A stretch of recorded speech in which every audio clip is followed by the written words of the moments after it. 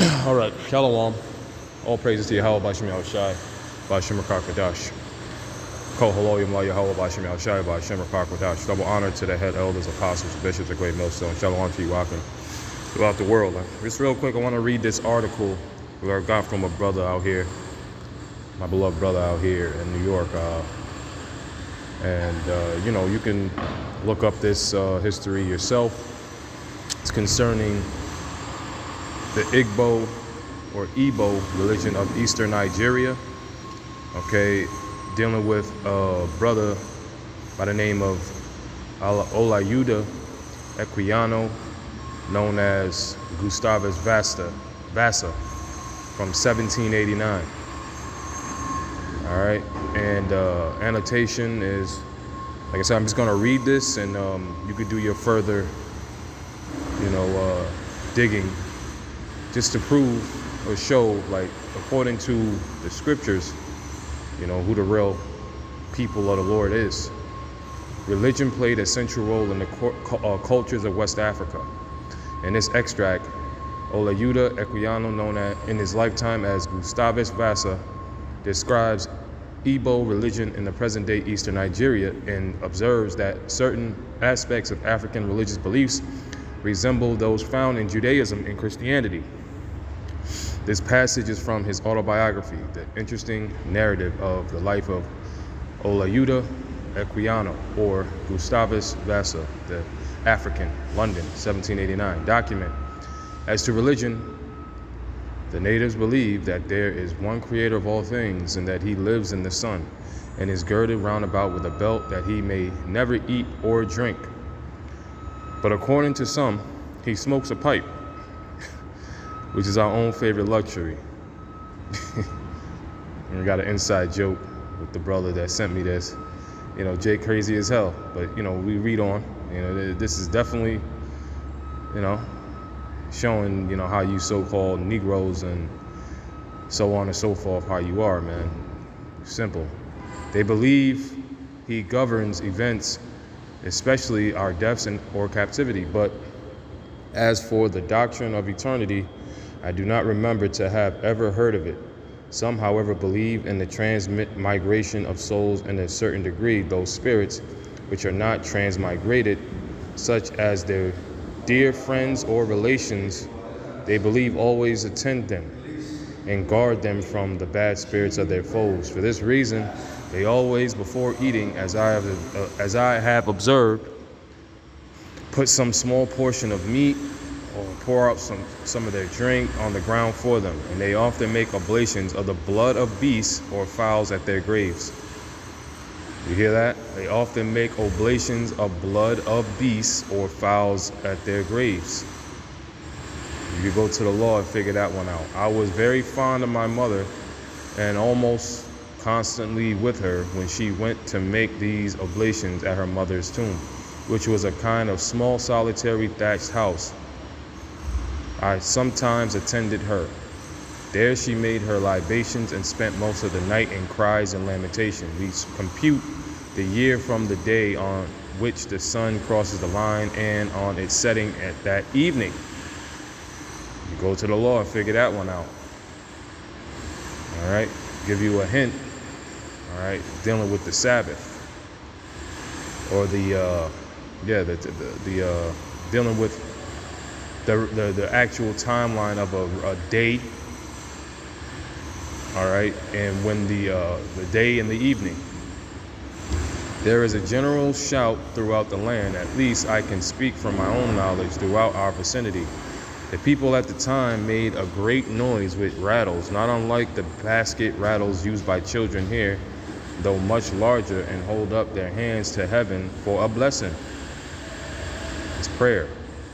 It is then the greatest offerings are made, and those children whom our wise men foretell will be fortunate are then presented to different people. They have many offerings, particularly at full moons, generally 2 at harvest, before the fruits are taken out of the ground. And when any young animals are killed, sometimes they offer up a part of them as a sacrifice. We practice circumcision like the Jews. Okay? I mean, How plain can it be? And made offerings and feasts on that occasion in the same manner as they did. Like them also our children were named from some event, some circumstance, or fancied foreboding at the time of their birth.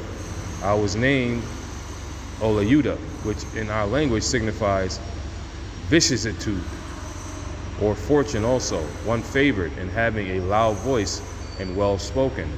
I remember we never polluted the name of the object of our adoration.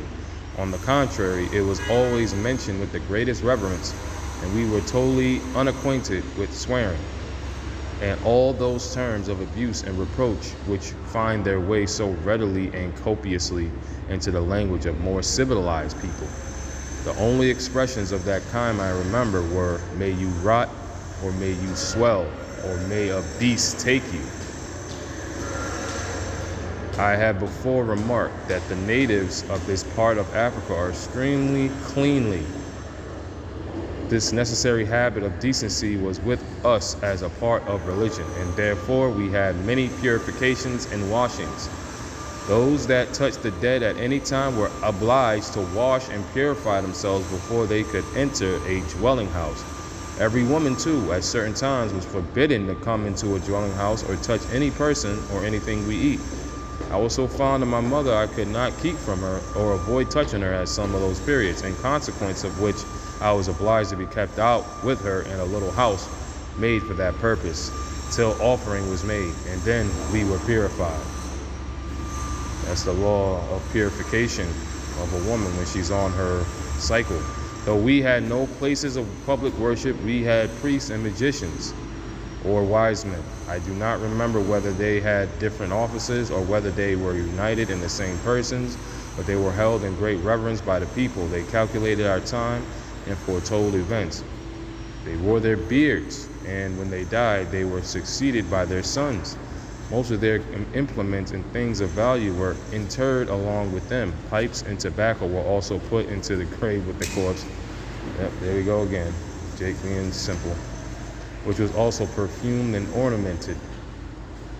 And animals were offered and sacrificed to them. None accompanied their funerals, but those of the same profession or tribe.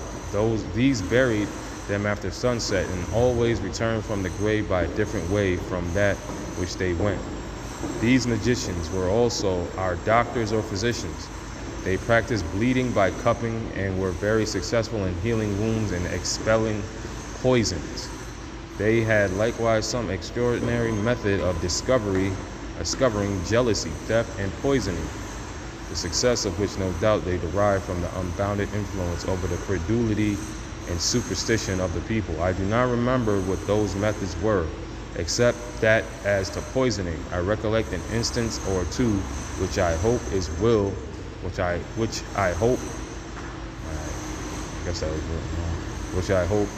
will not be deemed impertinent here to insert. Wow.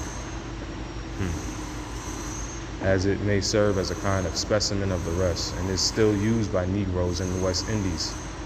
A young woman had been poisoned, but it was not known by whom. The doctor ordered the corpse to be taken up by some persons and carried to the grave.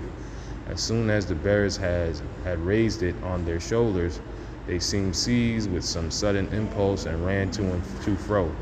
Unable to stop themselves at last, after having passed through a number of thorns and prickly bushes unhurt, the corpse fell from them close to a house and defaced it in the fall, and the owner being taken up, he immediately confessed the poisoning. Such is the imperfect sketch my memory has furnished with me with of the manner and customs of a people among whom I first drew my breath. And here I cannot forbear suggesting what has long struck me very forcibly, namely the strong analogy which, even by this sketch, imperfect as it is, appears to prevail in the manners and customs of my countrymen and those of the Jews before they reached the land of promise. Like the Israelites in their primitive state, our government was conducted by our chiefs, our judges, our wise men, and elders. And the head of a family with us enjoyed a similar authority over his household with that which is ascribed to Abraham and the other patriarchs. Wow. The law of retaliation obtained almost universally with us as with them, and even their religion appeared to have shed upon us a ray of its glory, though broken and spent in its passage, or eclipsed by the cloud with which time, tradition, and ignorance might have enveloped it. For we had our circumcision, a rule, I believe, peculiar to that people. We had also our sacrifices and burnt offerings, our washings and purifications on the same occasion as they had. Source: the interesting narrative of the life of Olaudah Equiano, or Gustavus Vassa the African, London, 1789. Shalom.